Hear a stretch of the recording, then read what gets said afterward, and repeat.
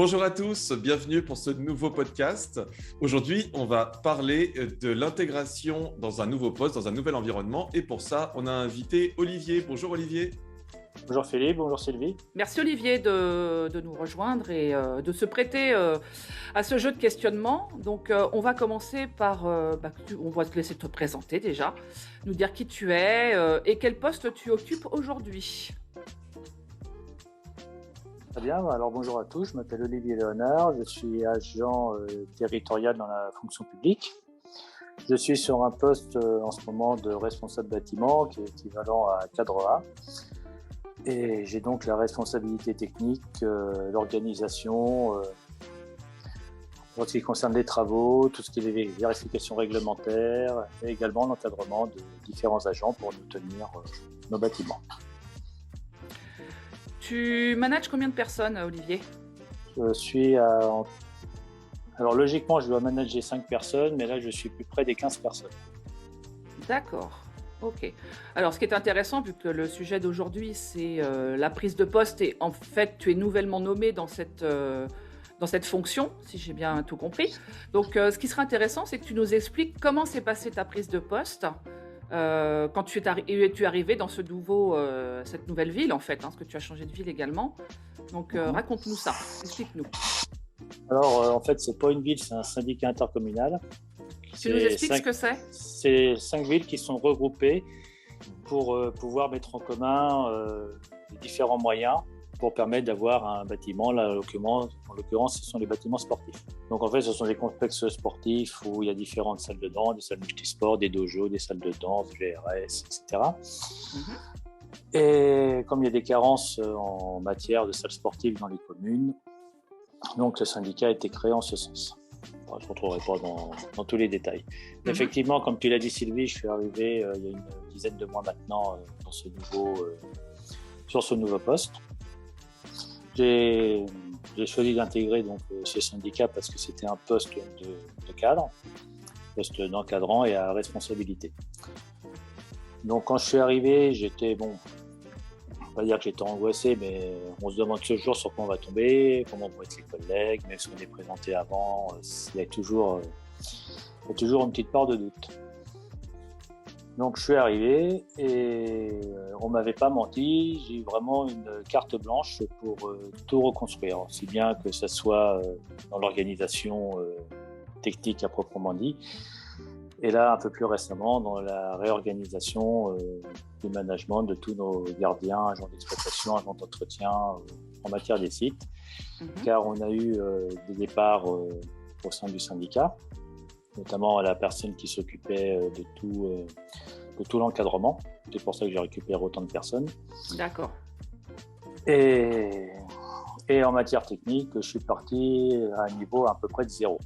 Mon prédécesseur qui est parti en retraite ne m'a laissé quasiment rien laissé, on va dire. Aucune consigne, hein, c'est ça que tu es en train de me dire. Il n'y a pas eu de passation de poste. Aucune consigne, aucune procédure qui était mise en place, aucun tuilage n'a pu être fait. En fait, le prédécesseur était surtout obstiné par un chantier qui était en cours. Et du coup, il n'a rien travaillé sur tout ce qui était autour. Donc, j'ai vraiment dû tout reconstruire de A à Z. Okay. Et Olivier, quelles étaient les informations que tu avais du coup en point de départ, puisqu'il n'y a pas eu de passation ? Alors, au point de départ, on m'a présenté donc, les différents équipements qui étaient sous couvert du syndicat. On m'a surtout présenté les problèmes qu'il fallait gérer, que ce soit à court terme ou à long terme. On m'a présenté aussi les moyens dont je disposais, qui étaient quand même assez conséquents. Donc ça m'a quand même permis de pouvoir mettre en place toutes les procédures, on va dire, habituelles pour la maintenance des bâtiments. Donc tu n'es pas parti de rien du tout, il y avait quand même quelque chose on va dire une mini-présentation quand même, déjà, de ce que tu devais Oui, c'est le minimum gérer. Syndical. Voilà. Le minimum syndical, on m'a présenté les sites, on m'a présenté les différents collègues, les agents auxquels je devais encadrer. Que je n'ai pas encadré dans un premier temps, je les ai encadrés par la suite. D'accord. Alors, quelle a été ta façon de faire justement pour aborder les sujets et t'approprier cette fonction de manager dans cette nouvelle de ce nouveau syndicat, on va dire? Alors, pour appréhender, excuse-moi, toute la partie technique, c'est simple en fait. Ce que tu fais dans une collectivité, tu l'as fait forcément dans une autre. On est quand même soumis à beaucoup de réglementations. Oui. Que ce soit les marchés publics, pour ceux qui connaissent, c'est très long, c'est très chronophage.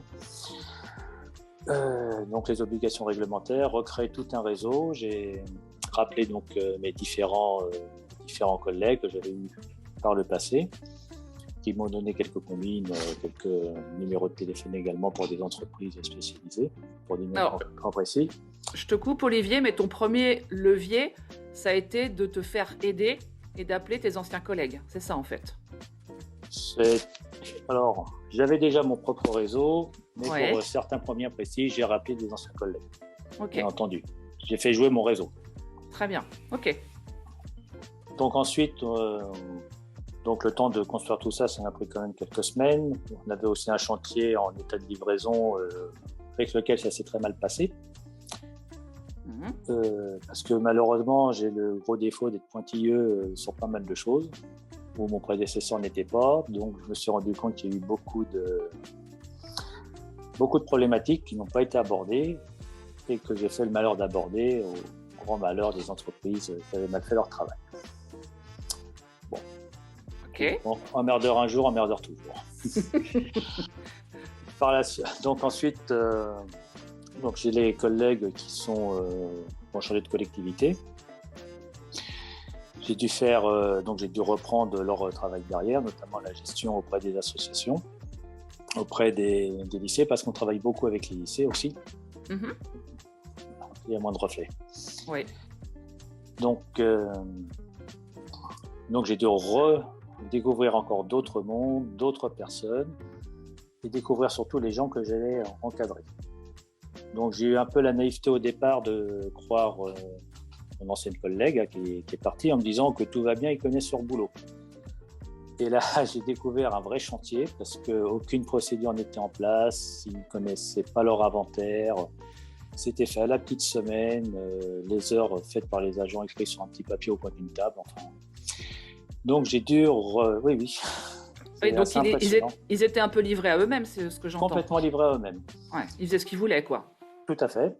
D'accord. Et possiblement, ils étaient bien dans cette situation-là. C'est-à-dire que toi, tu arrivais un petit peu comme l'éléphant dans un jeu de bowling.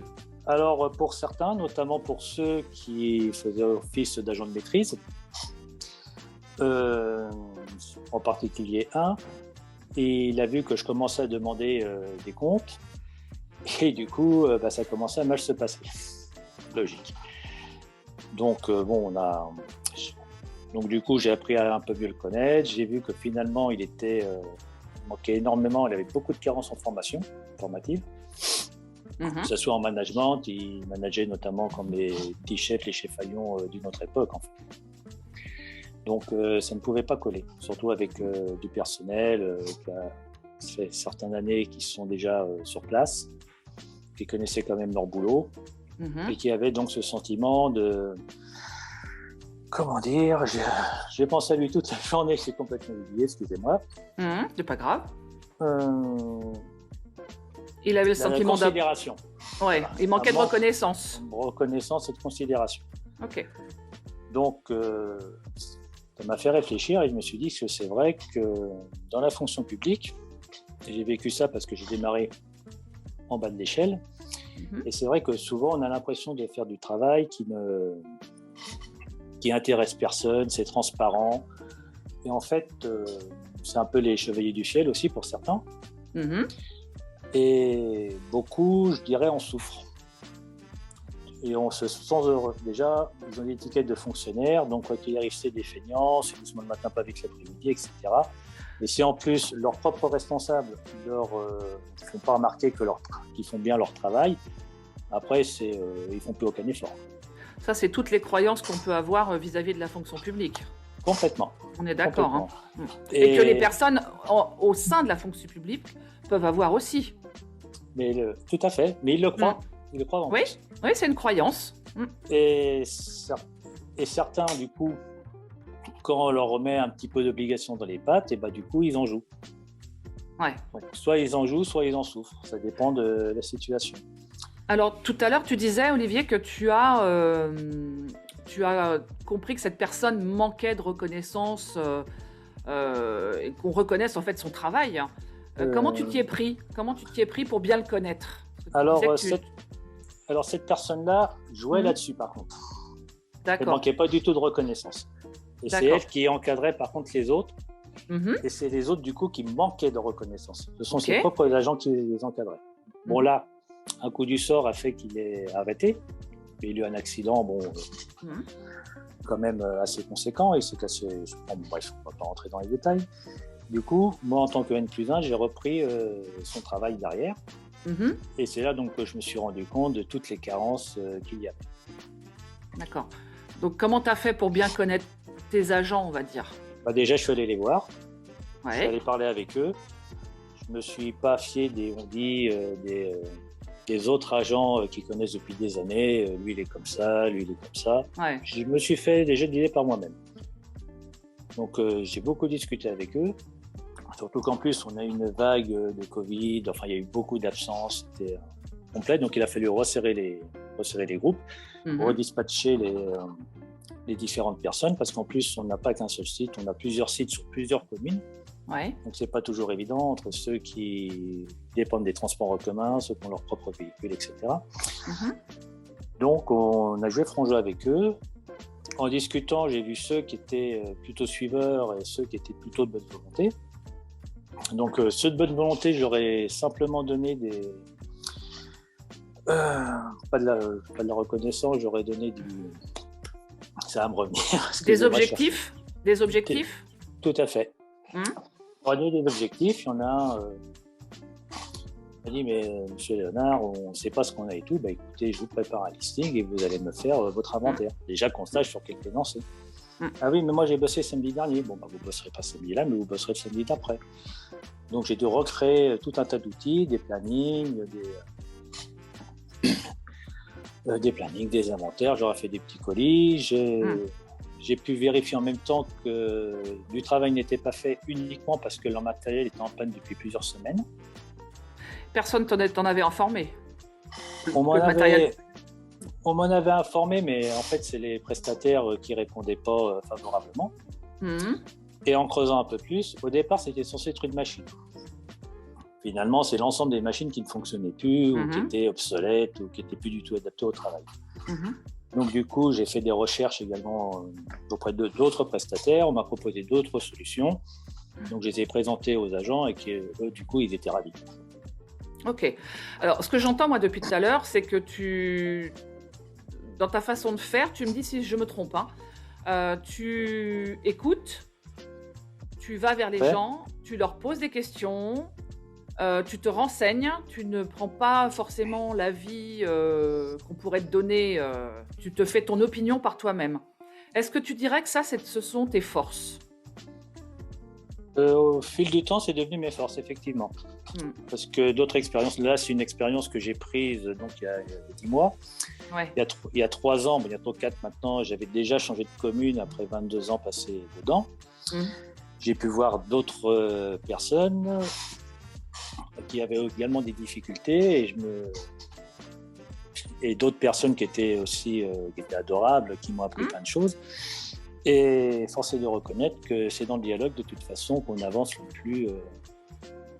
pas le plus facilement, mais au moins qu'on sait où vont les choses. Tu te fais au moins ta propre opinion, déjà. Je me fais ma propre opinion sans exclure les avis des uns et des autres, parce que c'est toujours très important, et surtout pourquoi telle personne a telle personne dans le pif, quoi. Pourquoi il l'a pris en grippe.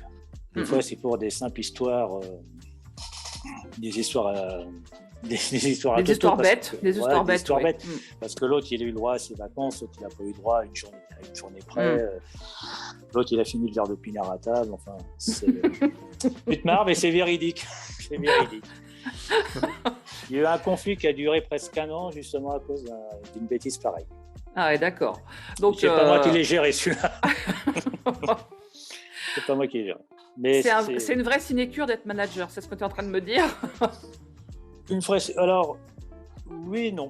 Parce que effectivement, tu es obligé de te faire par rapport à tout à chacun. Chacun a sa personnalité, chacun a ses problèmes, chacun a son point de vue. Donc, il faut vraiment se mettre un peu à la place de l'autre pour savoir pourquoi il a ce point de vue-là. Puis ceux qui veulent en jouer pour éviter de trop travailler, on les repère assez facilement malgré tout. Mais par contre, c'est sûr que c'est une aventure humaine qui est extraordinaire. Justement parce que tu rencontres plein d'avis différents, plein de gens différents, tout le monde n'est pas formaté comme on pourrait le croire. Même si on rencontre toujours les mêmes profils, Oui, ça c'est une vérité. des profils similaires un peu partout en fait. On retrouve toujours les mêmes profils, mais chaque fois, chaque cas est différent. Mais par contre, c'est usant et c'est chronophage. Parce que... Par rapport, Olivier, à ton plan pour te connecter avec ces nouveaux collaborateurs, tu disais que tu les avais rencontrés. Est-ce que tu les as rencontrés? Est-ce que tu avais un plan pour les rencontrer en collectif, puis en individuel? Comment ça s'est passé? Comment tu as prévu ce plan? Alors, le plan s'est fait un peu naturellement, je dirais. Je me suis connu donc nos problèmes de personnel. Là, c'était un peu le plan hors sec qu'il fallait déclencher. Donc, je me suis déplacé dans chaque établissement. Excuse-moi. Et je les ai vus collectivement. Voilà, je les ai tous réunis. Bon, voilà ce qui se passe. Les choses, c'est comme ça. J'ai vu que vous aviez tel problème. Moi, je m'engage à vous améliorer vos conditions de travail. Je vous explique tout ce qu'on est en train de faire, pourquoi on n'est pas spécialement présent, parce que je ne sais pas si je l'ai dit, mais je suis le seul responsable technique pour tout le syndicat. Ça, tu l'as pas dit. Donc, je suis le seul responsable technique de tout le syndicat. Ouais. J'ai 6 établissements à gérer, dont un en état de livraison. Donc, ça fait beaucoup de boulot. Ça fait beaucoup de boulot. Et le management, du coup, est chronophage. Et c'est pour ça que j'essaie de les voir, notamment en groupe. Comme ça, ils ont tous la même version de l'histoire. Je n'ai pas en favoriser un par rapport à l'autre. Ouais. Et jusqu'ici, c'est plutôt bien passé. D'accord. Jusque-là. Après, par la suite, effectivement, j'ai un ancien qui montre de la bonne volonté, qui m'a préparé tous les inventaires, qui me tient au courant de toutes les choses, qui m'informe quand on a des livraisons, ce que nous, on n'avait pas avant. Donc, ça se passe plutôt bien. Est-ce que tu dirais que tu as su instaurer un climat de confiance? Alors, jusque-là, oui. Ouais. Oui, ils ont... Jusqu'à aujourd'hui, tu veux dire? Jusqu'à aujourd'hui. En fait, moi, j'aurais parlé entre guillemets à cœur ouvert. J'aurais rien caché. J'aurais expliqué le pourquoi du comment, pourquoi on est dans telle situation. Et je leur ai parlé les choses simplement, sincèrement. Je leur ai dit le plan que j'avais par rapport aux restructurations et à la réhabilitation de tous nos équipements. Parce qu'ils sont aussi les premiers concernés. Comment on allait améliorer les conditions de travail. Et surtout, leur rappeler que leur travail était très important parce que c'est essentiellement des agents de nettoiement. Ouais. Et donc, pour eux, passer le balai, c'est pas... Voilà, on passe le balai. Ouais. Alors qu'en fait, non, on a des retours positifs des associations, on a des retours positifs du lycée. Même les professeurs de PS des lycées disent qu'ils n'ont jamais eu des gymnases aussi propres. Même leur lycée n'est pas aussi propre. D'accord. Donc voilà, c'est très positif en fait. Donc je leur fais remonter tout ça et je leur dis voilà, sans mentir, en étant le plus simple possible. D'accord. Alors tout de suite, on voit les sourires qui apparaissent, on se dit c'est bon, on a touché le point sensible là. Exactement. On a touché la bonne corde. Exactement. Et donc du coup, ça les a remotivés. Ouais. Ceux qui étaient un peu plus dynamiques, du coup, ils poussaient un petit peu les autres. Bon, ils ont bien compris que je ne pouvais pas être malheureusement tous les jours avec eux, ce que certains préféraient, ou je ne peux pas passer les voir tous les jours. Ouais. Mais je les ai malgré tout soit au téléphone, soit je prends un renseignement auprès d'un. En ce moment, il y a beaucoup de choses qui se mettent en place. Donc, d'accord. On me voit quand même assez régulièrement. Mais maintenant, ils ont pris l'habitude, s'il y a quoi que ce soit, ils m'appellent, ils prennent contact avec moi, je leur dis quoi faire, ou je leur réponds, je leur envoie un SMS, mais quoi qu'il arrive, ils ont toujours quelqu'un sur qui s'appuyer. Et ça, c'est aussi c'est aussi très très fort.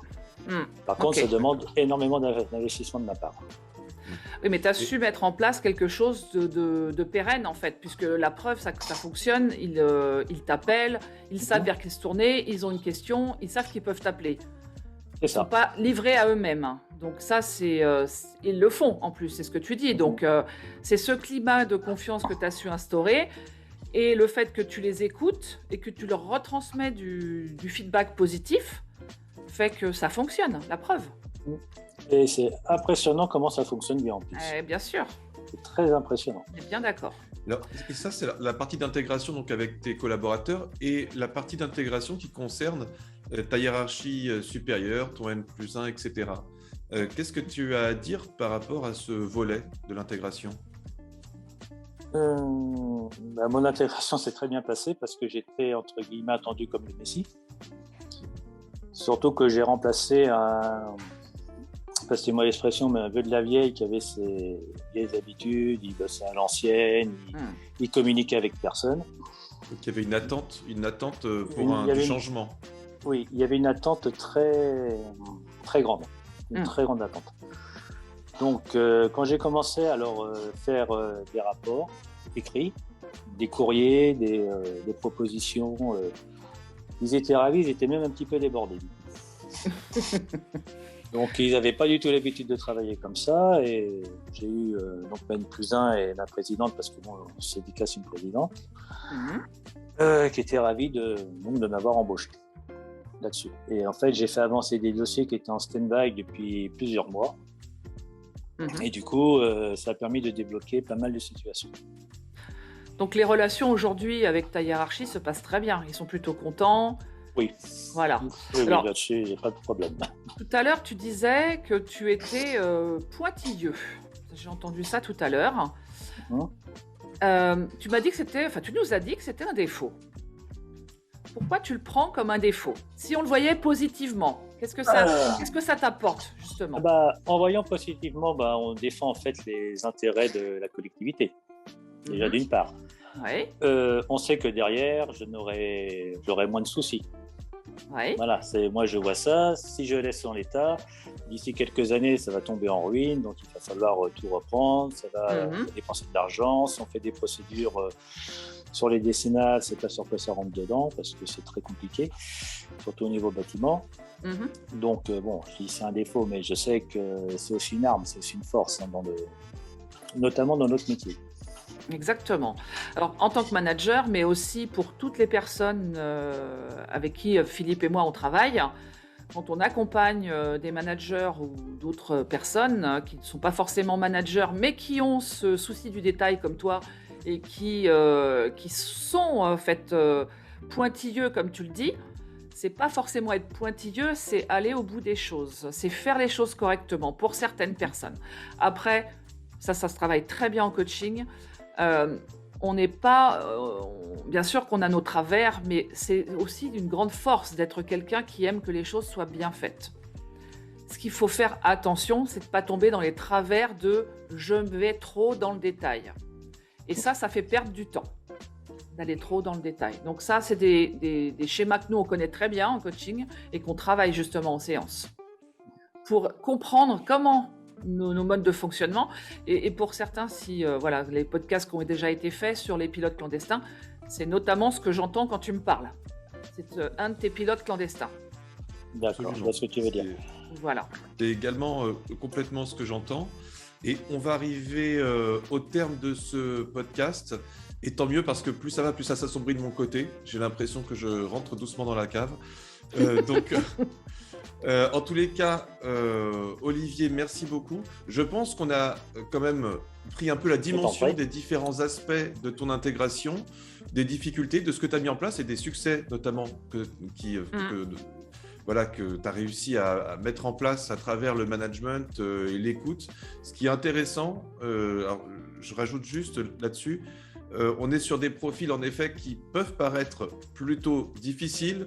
On n'est pas dans l'entreprise typique, donc en termes de motivation, c'est très intéressant de voir sur quel ressort tu as réussi à jouer, à commencer par l'écoute, pour remettre de la motivation où peut-être il n'y en avait pas ou presque plus. Donc c'est vraiment intéressant comme éclairage et comme expérience à partager. Et donc, si je peux me permettre, Philippe, sans te couper, excuse-moi, c'est de dire aussi tout ce que Olivier a mis en place, c'est aussi qu'il a fait preuve peut-être aussi d'un peu de créativité. euh, par rapport à ce que nous, on peut travailler en coaching sur les talents des gens, des personnes que l'on accompagne. Et ce qui est important, c'est aussi la résilience que moi j'ai entendue. En fait, tu prends un chemin, tu vas voir si ça fonctionne, et si ça fonctionne pas, ben on fait autrement. Ça, c'est ce que j'ai entendu aussi, hein. C'est beaucoup de patience. Voilà. Beaucoup de patience pour ouais. arriver à ces résultats. Mais c'est ce qui fait la force d'un manager, la patience, l'écoute, si on résume, hein. Patience, écoute active, parce qu'il suffit pas d'écouter, mais il faut agir aussi derrière, et questionnement, et reconnaissance, valoriser, faire du feedback positif à ses collaborateurs. Et ça, c'est hyper important. Et comme tu disais, Sylvie, la résilience ou la remise en cause, en tous les cas, Ouais. voilà, d'être capable de rebondir. Exactement. Donc, merci J'avoue, je suis assez Olivier. fier de moi. Merci à vous. Tu peux, Oui. tu peux l'être, tu peux. Merci beaucoup Merci. Olivier pour t'être prêté à ce jeu de questionnement qui n'est pas toujours simple. Donc on Non, t'en remercie. mais ça m'a fait très plaisir de pouvoir en échanger avec vous. Et si ben, vous avez super. d'autres podcasts en vue, n'hésitez pas. Hein. Ah bah il n'y a pas de problème, avec grand plaisir. Merci à toi Parce que là, en tous j'aurais les pu cas. en parler pendant des heures. Donc on va pas... Mais nous aussi, c'est le problème, on resterait des heures et c'est pas le but. C'est chronophage, c'est épuisant, mais c'est passionnant. Ouais, Le management, c'est vraiment quelque chose de passionnant. ouais. Alors, on va terminer sur ces mots. Le management, c'est passionnant. Voilà, ça c'est les mots de fin. Absolument. Merci Très bien. beaucoup, Olivier. Merci Philippe. À très bientôt. Merci. Merci Sylvie, à bientôt.